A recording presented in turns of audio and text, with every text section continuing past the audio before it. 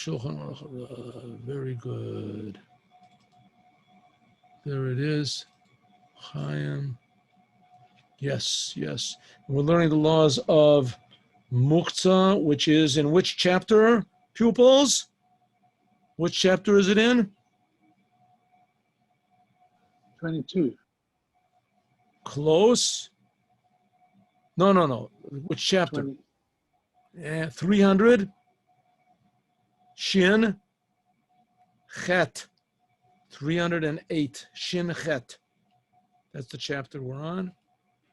Alter Rebbe Shulchan Aruch. All right, here we go. We just finished learning about a graph shel re'i. And now we are learning about dirt. We did this before, remember? If you want to use dirt, you have to put it in a special corner.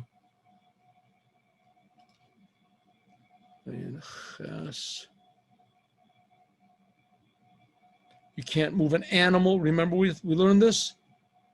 Does anybody remember?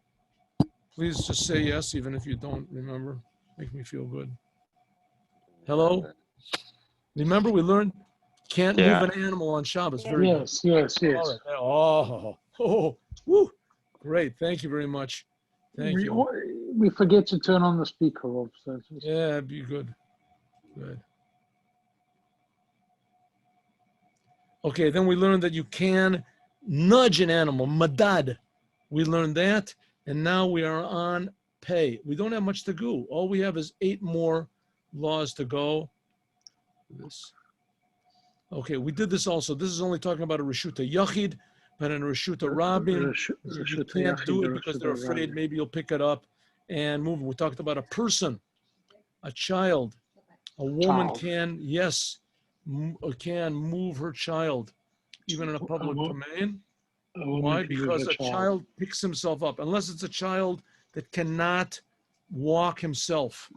Then we say that a child is a chai noseh atzmo, that's only a person who can walk. Also a person who is, God forbid, crippled, and he cannot walk. You cannot help him in the public domain, right? Because he's not able to walk, he's not able to, or worried that maybe you'll carry him, and if you do, you'll transgress from the Torah. But a child who can walk, but is very slowly, tremendous, then it's permissible to move his feet and things like that, because even if you do pick him up, it's only a transgression from the rabbis. In other words, you're not allowed to pick him up, but that worry, maybe you'll pick him up, is not there. Maybe will. Okay, so we learned that also. And we have pay base. Here we go. Pay base.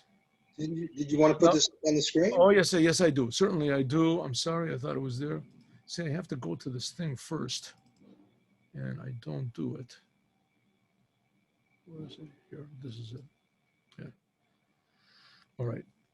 A vessel. All right, so I sent everyone this link to the mimer that we're going to start, and we're going to start it tomorrow. So, and I think that from now on, we're going to learn every mimer twice. We're going to learn it, and then we're going to learn it again, because that way I think it's going to stick more in everybody's mind. And also, it's interesting the second time, just like the first time. It's just as interesting the second time, maybe even more so. And it'll get people to be more familiar with it. You can ask questions as we go along. I encourage questions, by the way. Please ask questions, no matter how stupid you think the question is. Ein a baishin lomed.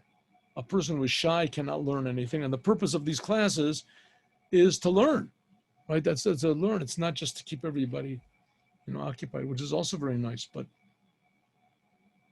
the purpose is really to learn.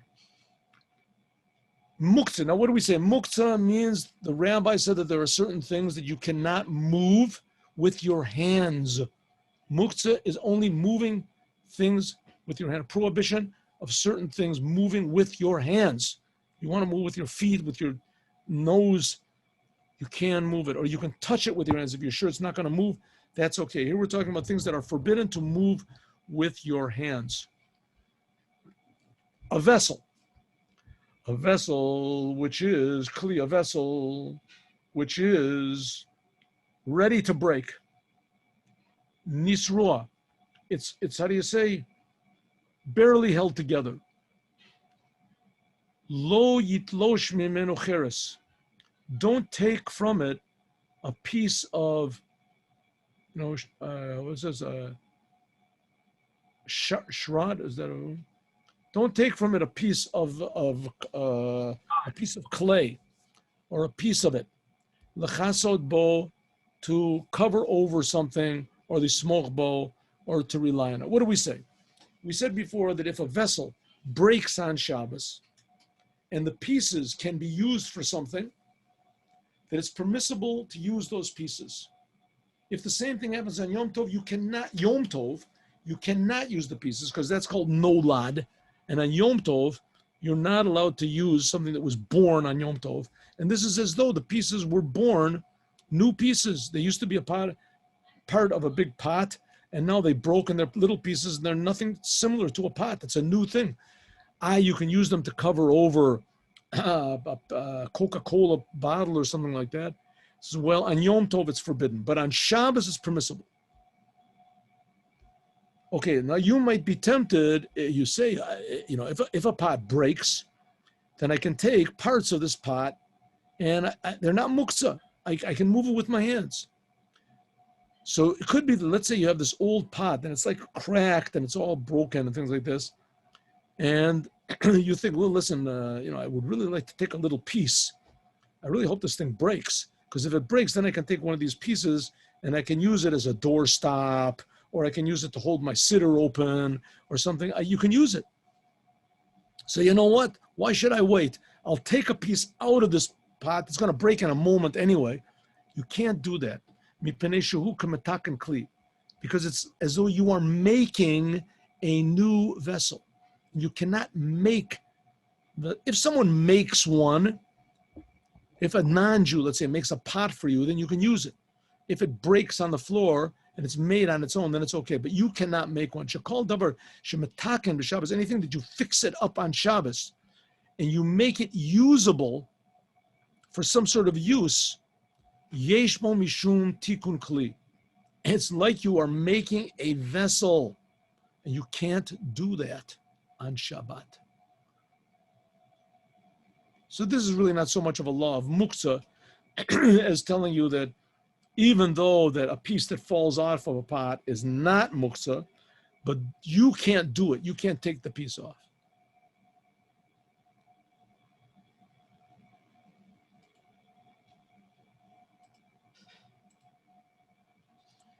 What happened? It is forbidden to play with a ball on Shabbos and Yom Tov. Because it is forbidden to carry it. Muktzeh. Because it's not really a vessel. So these kids are playing with balls on Shabbos and they're really enjoying themselves. Can't do it. That's the first opinion. Second opinion is yesh matirin. Some people say it's okay, 100%. You can carry a ball and you can play with a ball. It has to be, though, in a private domain. Scientist.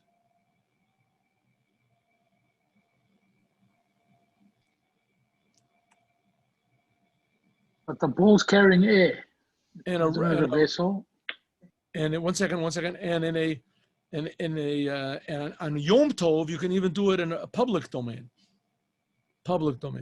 No, the ball, it doesn't make any difference if it's carrying air. The ball has a use. The ball has a use for it. What's the use? You can play with it. There's a use for the ball. Anything that's a vessel that has a use, which is not forbidden on Shabbos, not forbidden to play on Shabbos, according to the second opinion, then you can use it. According to the first opinion, it's a waste of time. You're not allowed to waste time on Shabbos, so you can't play with it. According to the second, you can. And the custom is, and it's already been a custom from a long time, says the Alter Rebbe, get my pointer here. To be lenient. And those so people, let me just finish the law. And those people who are playing with balls on Shabbos, outside, they're playing, even if they're playing soccer or something like that, but it is not a private, it's not a public domain, that's okay, and they can rely on it. Some opinions say it's only in a private domain. You can't even do it in a, on the streets or something like that. But generally speaking, they say it's no problem, especially if it's a place where there's an eruv. If there's an eruv, it has the same law as a reshuta yachid. An eruv makes the place the same as a private domain, and you can play ball or something like that. So therefore, it's okay. Okay. Good? Good. That's what I was going to ask. Ira. Wonderful. Here we go. Next law. We're almost finished. Pei Gimel.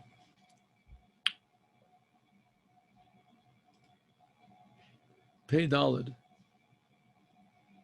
It is forbidden to carry under your arm, and it was put in your armpit, the worms that you make from it, silkworms. Why in the world would a person want to do a thing like that? Because it keeps them warm, it keeps them alive. It's nevertheless, it is, and you're not really doing anything, you're not doing anything wrong, but you can't do it because it's forbidden to carry it, because it's an animal. And animals can't be used or touched. You can't do anything with this on Shabbat. And not only that, you're also giving birth because of the heat. It's like, it could be that by means of this, that the worms multiply. I don't know, whatever worms do. But anyways, don't do it. It's pretty hard to believe. I mean, I don't know. I was in a place in China, and they showed us these worms. They're pretty big worms. Maybe there might be smaller ones. Maybe they're big. In any case, I don't think this is really relevant to any of us, and I don't think anybody is going to come and ask you to do a thing like that. But in general, animals or worms are something that you can't touch in any case. But here he's saying that even if you don't touch them with your let's say if you have your servant or something puts them there, don't use it. They're mamish totally muktzeh. That was Pei Daled, yeah. Pei Hey. Some people say that it's forbidden to carry a garment of shatnez that belongs to a Jew. Afilu l'tzorach gufo makomo. Why? Because it's not fit for anything. Now, it's not forbidden to own shatnez. Let's say, for instance, you have a carpet that you're hanging on your wall, and it's made from woven linen and wool. But if you happen to have a garment that's made of shatnez, now you're not going to hang this up on your wall. You want to wear it on Shabbat, but you can't wear it. It's forbidden. You can't put it on. You can't spread it out underneath you.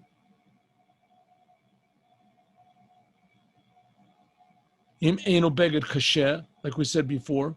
Some people say that if it's a hard garment, then you can lay on it.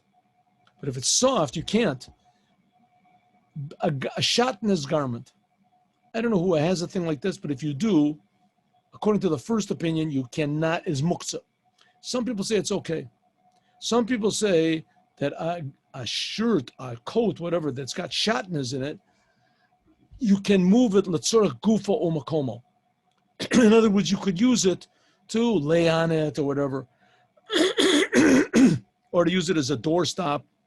Or let's say the garment is laying in the middle of your table and you want the place where the garment is laying, you can move it. Because shemikol makom, it is a vessel. It's a garment. But what? It's a garment. Shemalechto leisur.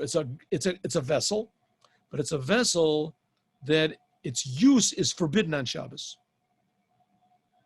So can you move a shatnez garment or not?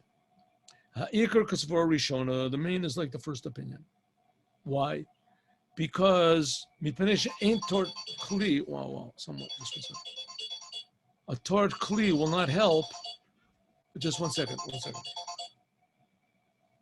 Hello, can you call in another 15 minutes? I'm giving a class. Thank you. Who could that be? Except for, I'm sorry, because this law of being a vessel, what do we say? What's the law? Let's go over this a little bit.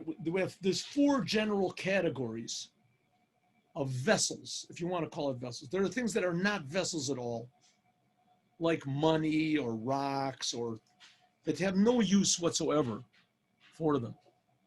Can't do anything with them. Right? You don't use it to close a book with or to hold your door open.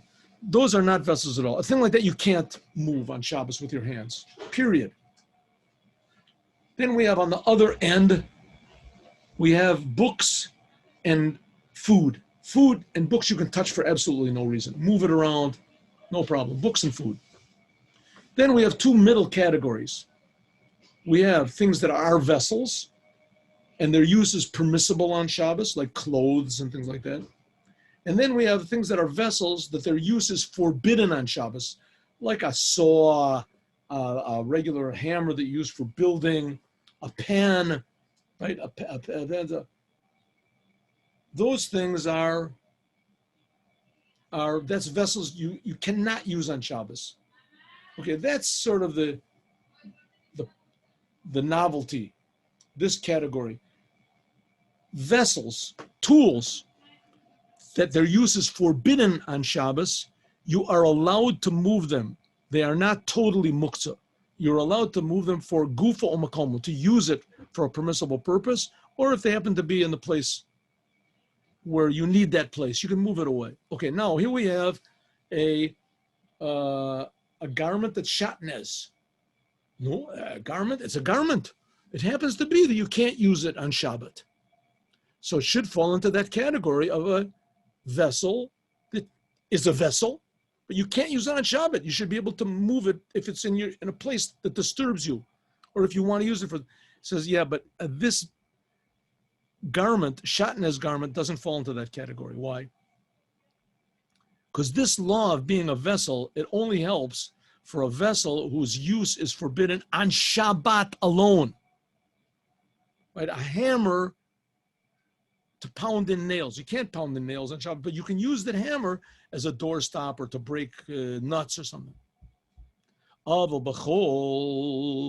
But if it's something that's forbidden even to do on weekday, it's forbidden. You can't do it. A hammer, a saw, these are things which you can't use on Shabbat, but in the weekday, it's permissible to use them. Sha'afim Shabbat, even though on Shabbat it's not fit at all to do anything, but it's permissible to carry it because it's usable on a weekday. Therefore, it's considered to be a vessel. You can use it for something in the weekday, like for instance, a lamp that you light in it, what's it called, benzene or something like that. On Shabbat, it's not fit for anything. You can't light lights on Shabbat, but in the weekday, you can use it. Therefore, you can carry it on Shabbat because it has the law of a vessel, because you can use it on another day. It's usable. But if you have a garment that's shatnez, this garment you can't use even on the weekday. Therefore, it's not called a malacha. It's not fitting for any work at all. Like a garment of shatnez like this we're talking about, you can't put that on even in the weekday. And therefore, it's not got the law of a vessel on it, and it's not considered even to be a garment, if it was a garment, right, at all. Even though you can use it for something else, like for instance, to cover over vessels, or you want to use it as a rag, right, or to cover over, right, someone, let's say against the rain or something, you want to put it on. A shatnez is only forbidden to touch your body, but you're allowed to use it for other things. You can use it to make a tent over your head or something like that. She'ena beged miyuchad lehem, you can do things with a shatnez garment You can use it, but not as a garment in the weekday. But the thing is a garment is not used for anything except for being a garment. Therefore, it is not considered to be, according to the second opinion. The first opinion, you can't use it as a vessel at all, unless it is a shatnez garment that, let's say you have a tent that's made out of it, or a shatnez garment that you use it to wash your car with or something. Then it is considered to be a vessel. Like we said about pebbles or stones, that you set them aside to cover over vessels with.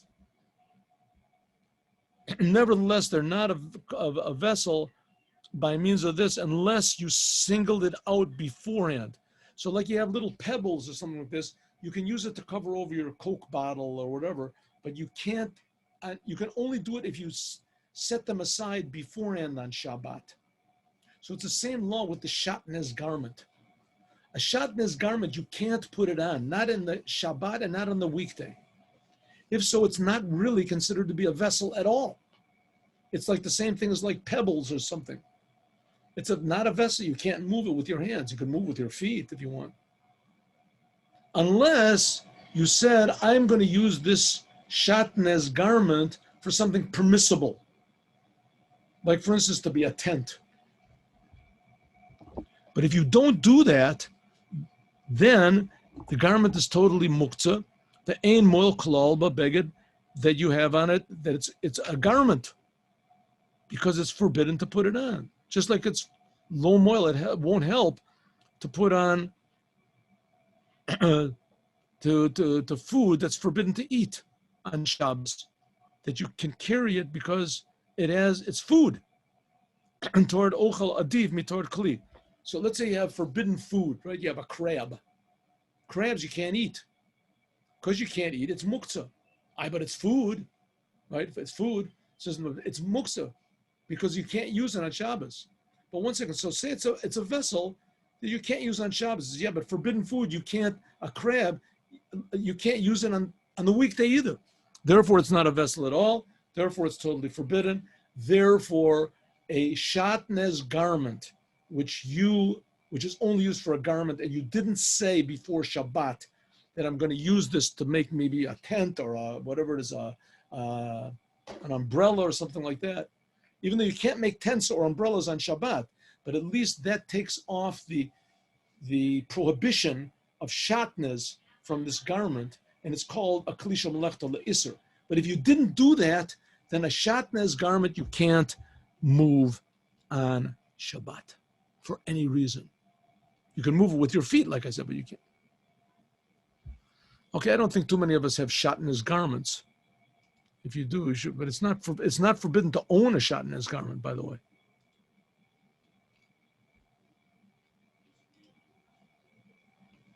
What happened? What did I do? What did I do wrong? What happened? Something happened over here that for some reason it does not allow. Oh, here, maybe now.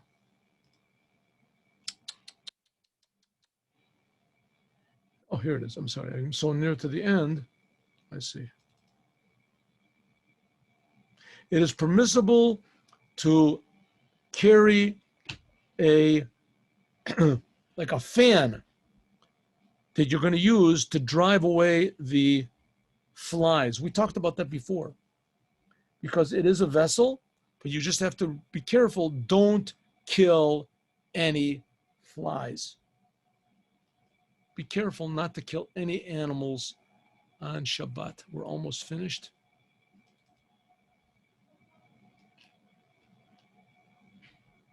A broom that you use, we talked about this before if you remember, a broom that you use to sweep the floor. This is a vessel that is for a permissible purpose, right? It's like a knife, a fork, your clothes.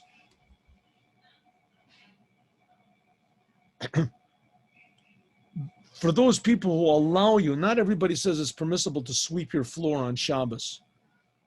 But on Shabbos, if the floor has tiles on it, like we're going to explain in Shin Lamed Zion.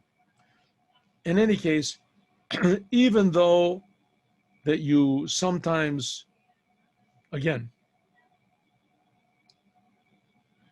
yes, even though that sometimes you use it also for sweeping a floor that has not got any tiles on it in the weekday. Nevertheless, it is a kli that's called melechta le'isur leheter.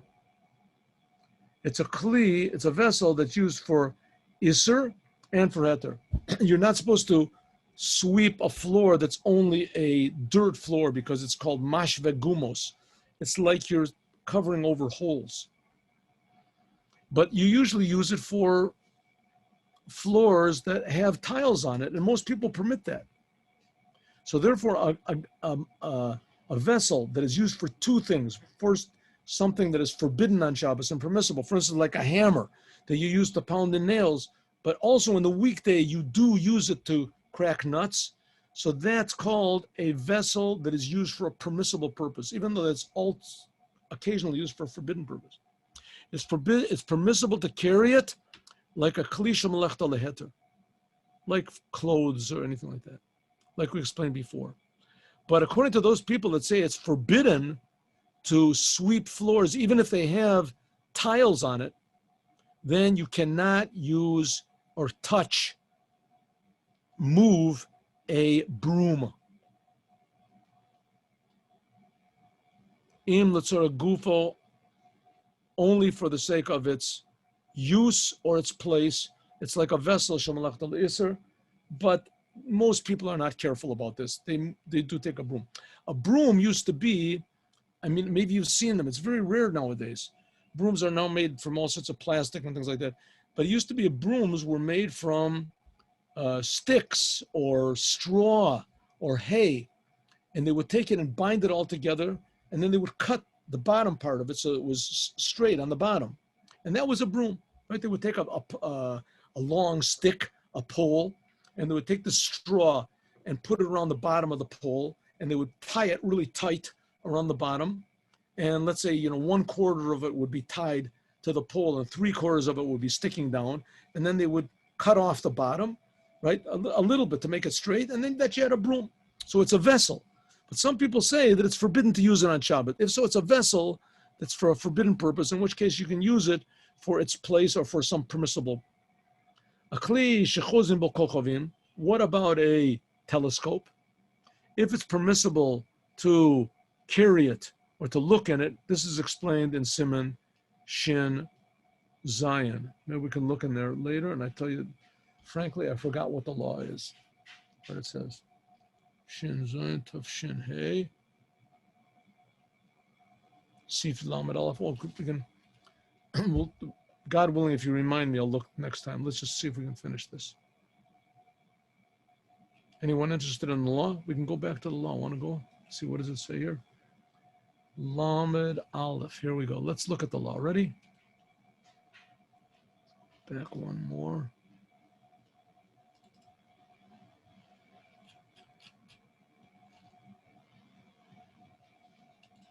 Is this one we said? Lamed Aleph, huh? No. I forgot. Lamed Hey, what did we say? I'm sorry, I forgot.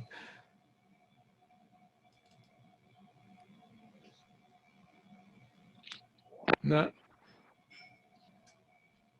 Here, one second. I'm sorry, I forgot. Short memory. I must be thinking about something else. Let me just have 1 minute. Let me look here. I have my book. Here it is, right near the end. And it says that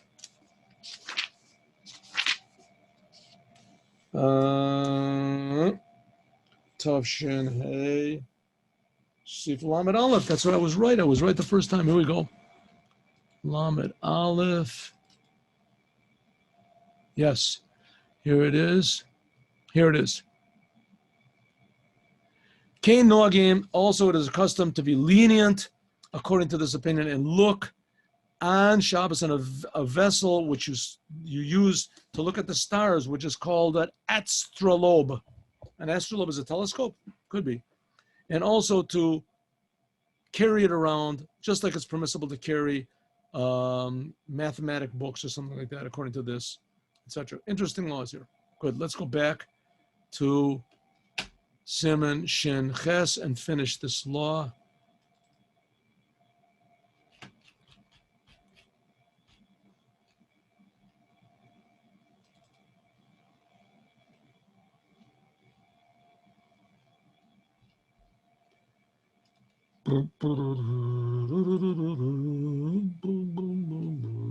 We did this. Yes.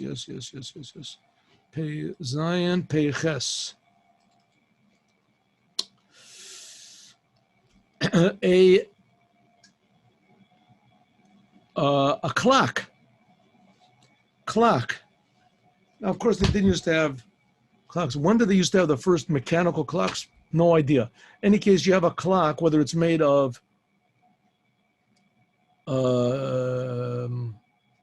sand. What is it called? A sand clock? No, what is it called? There's a word for it. A sand clock. I forgot. Okay. A clock, which is sand, right? You turn it over. Whether it's of another type. What? An hourglass. An hourglass. Oh, there we go. An hourglass. Or whether it's made of something else that you can see. There's also clocks where you can see by the shadow, right? They put a shadow. A sundial. Sundial. There we go. Sundials. There's a whole. You can take classes and learn how to make sundials. You have to know where you are according to the latitude and the longitude and stuff like that, and you can tell the time. If you have one of these clocks, the custom is to make it forbidden to carry one of these things, unless it is a vessel, so you can only carry it for gufo, namely what, that you have to use it some sort of a use that's permissible, or its place. You have a big sundial in the middle of your Shabbos table. Somebody put it there or you forgot it there. You can move it. This is called a vessel whose melechto le'isur. Yeah. I'm sorry. It'll have to be 5 more minutes. I didn't finish yet. I'm sorry. Okay, thanks. You can't permit it because, okay, so therefore they say it's compared to a measuring stick that you can't usually do measuring on Shabbos. Maybe you can say, 1 second, you can do measuring on Shabbos if you're measuring something that's for a mitzvah. For instance, you're learning by means of this clock. You want to learn for an hour, and you want to know when to go and daven mincha. Right? Shalo hitiru medidas on mitzvah. You can't do it. It won't work. Why? Because when do they permit you to do measuring for a mitzvah? Only when the measuring itself is a mitzvah. For instance, you're measuring the mikvah to know if there's enough in it. But here you're just measuring time, and you're not doing anything in the mitzvah. It has nothing to do with the mitzvah itself. You just want to know when to start and when to stop. It's not a mitzvah to learn for 1 hour. But if it's you're learning by means of it, how can you depend your learning in a thing that's forbidden to do? Right? You're not allowed to measure and then make it permissible by means of this. That's the reason of the custom. But frankly, from the law, nothing forbidden whatsoever in carrying any type of a sundial or an hourglass or anything. You can do it. Nobody has these things anyway nowadays. But sometimes people do. Sometimes people, they have they give a class. Let's say they give a class somewhere and they want to know when to stop the class. Right? So they bring an hourglass. We used to have it in class. Remember we used to have it? We used to have it in class. We had a camera that would take videos, and the videos were like every half an hour you had to change it. So we had an hourglass that went along with it. Remember we had it? I think I still have it even.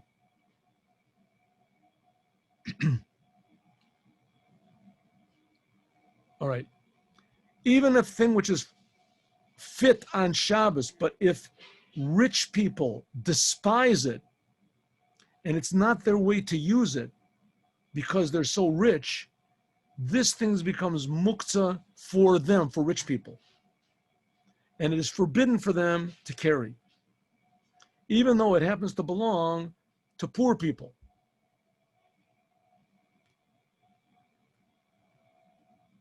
Okay, so let's say, what's an example? Let's say, for instance, a tallis, right? It's a tallis, a clean tallis, but it's old.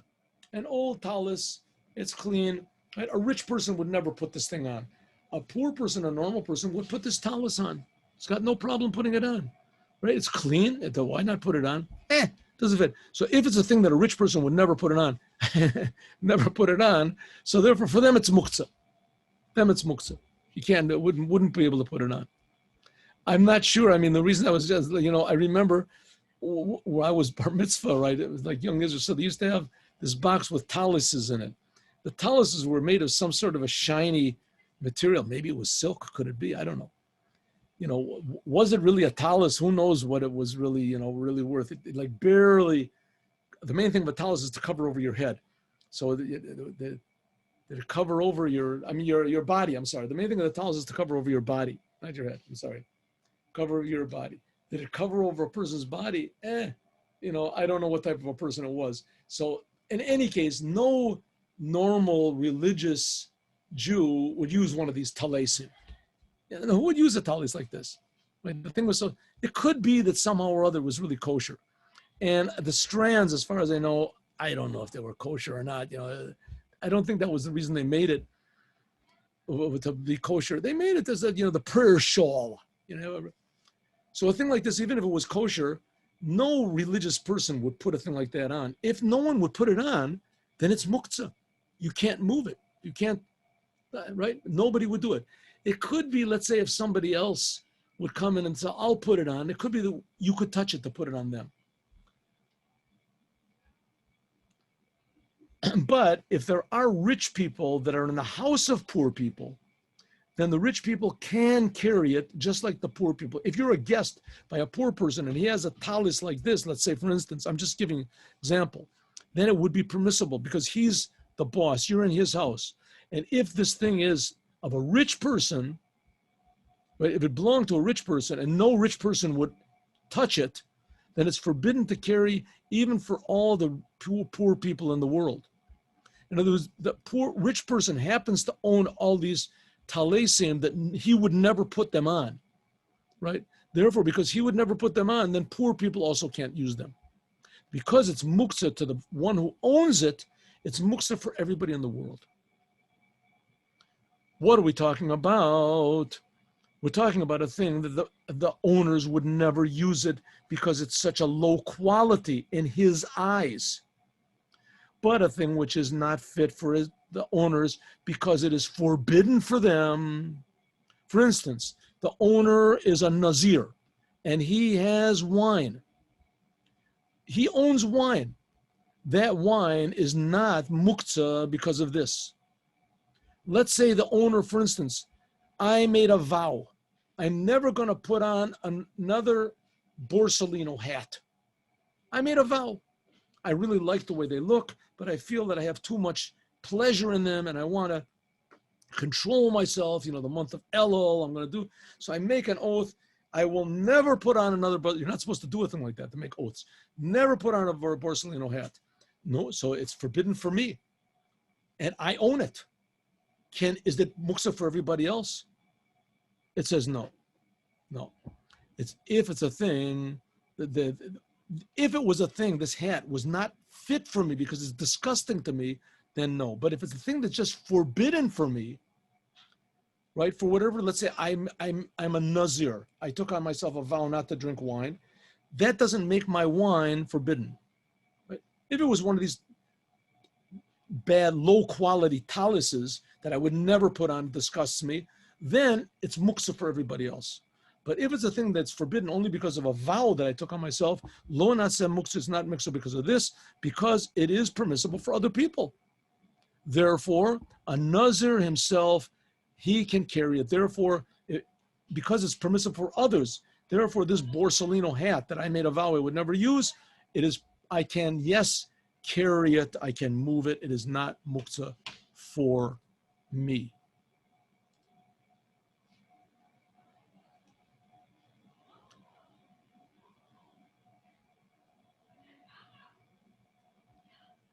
Yes, that's the law. So we have finished the laws of Muktzeh successfully, and next we are going to learn, Shin Chet. Now we're going to learn Shin Yud Chet, which are the laws of cooking.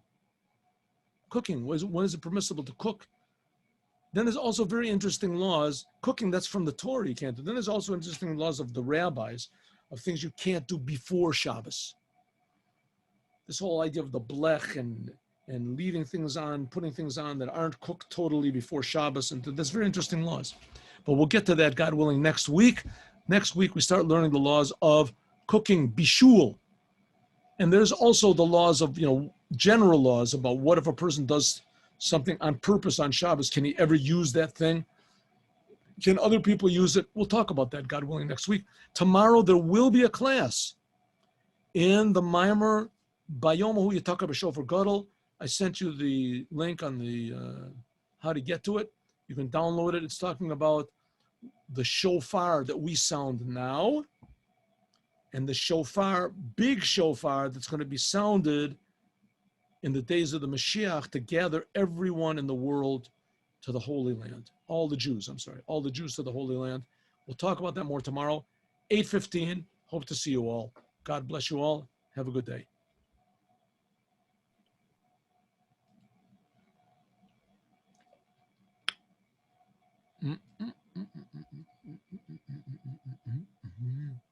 Thank you. Shalom. Okay. Shalom, everyone. Shalom. Hope to see you all tomorrow. Rabbi Bolton, Yes. are we going to be learning today? Oh. Sure. Sure, we'll learn today. Let's learn today. Let's try it. I'll tell you what. 5:15. Can you call me up? Yeah, I'll call you. Okay, good. Good. We're going to do it on Zoom, yeah? All right, we'll learn on Zoom. Good. On this number. Okay. Good. Did you enjoy the camping trip? Yeah. Wonderful. I'm happy that you're all back. Shalom.